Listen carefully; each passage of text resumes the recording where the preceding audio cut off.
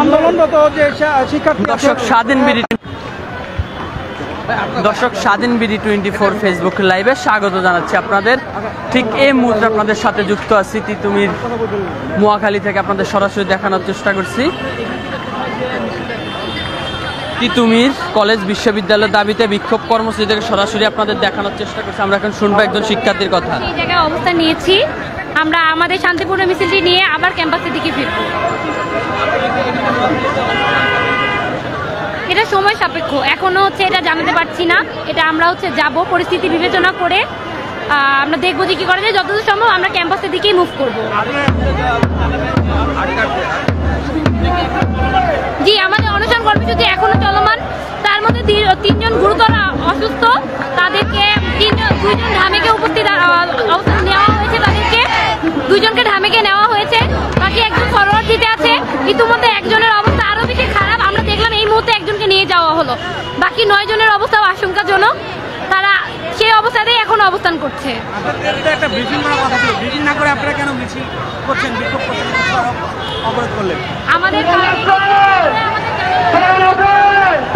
দর্শক স্বাধীন BD 24 Facebook লাইভে স্বাগত জানাচ্ছি আপনাদের।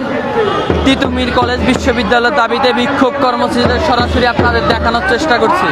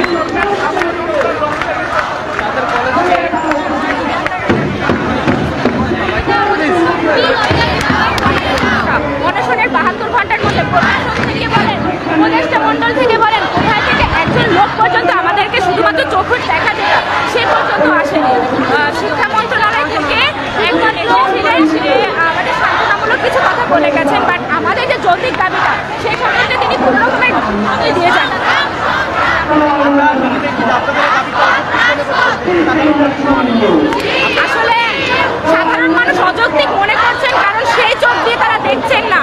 আজকে তিতুমিরের দাবি শুধু আজকে না, আজকে 28 বছর আগে থেকে এই দাবি উত্থাপন করা হয়েছে এবং যৌক্তিক দাবি রয়েছে। আমাদের প্রশাসন আন্দোলন করেছি, বলা চলে আমরা সম্পূর্ণভাবে একজন বিশ্ববিদ্যালয়ের দাবিদার হতে পারি।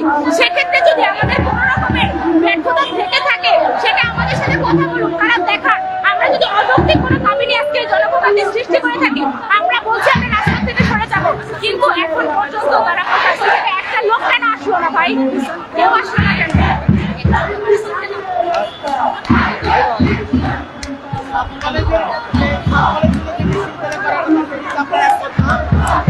অবশ্যই একমত, মানে ওরা 6 করেছে, বাট আমরা অলরেডি আমাদের বিশ্ববিদ্যালয়ে দাবি করেছি এবং আমাদের যৌক্তিক কারণ রয়েছে। আমরা সেক্ষেত্রে কেন বলবো 7 কলেজ 7টা কলেজের এখন নাই, এখন 6টা কলেজ আর আমাদের একটা কলেজ আমাদের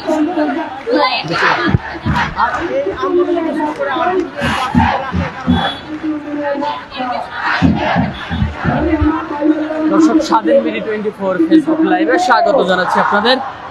দর্শক আপনাদের স্বাধীন বিডি 24 ফেসবুক লাইভে আপনাদের দেখানোর চেষ্টা করছে তিতুমির বিশ্ববিদ্যালয়ের দাবিতে তিতুমির কলেজের শিক্ষার্থীদের বিক্ষোভ কর্মসূচি থেকে আপনাদের দেখানোর চেষ্টা করি। তাদের দাবি একটাই, দাবির মধ্যে একটাই, তিতুমির বিশ্ববিদ্যালয় চাই। এই স্লোগান মুখরিত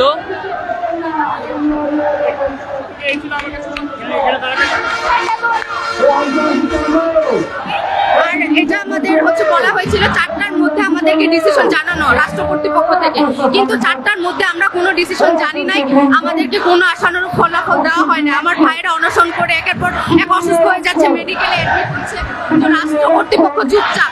এই দেশের এরকম একটা সিচুয়েশনে যখন রাষ্ট্র কর্তৃপক্ষ চুপচাপ, আমরা তো ঘরে বসে থাকতে পারি না।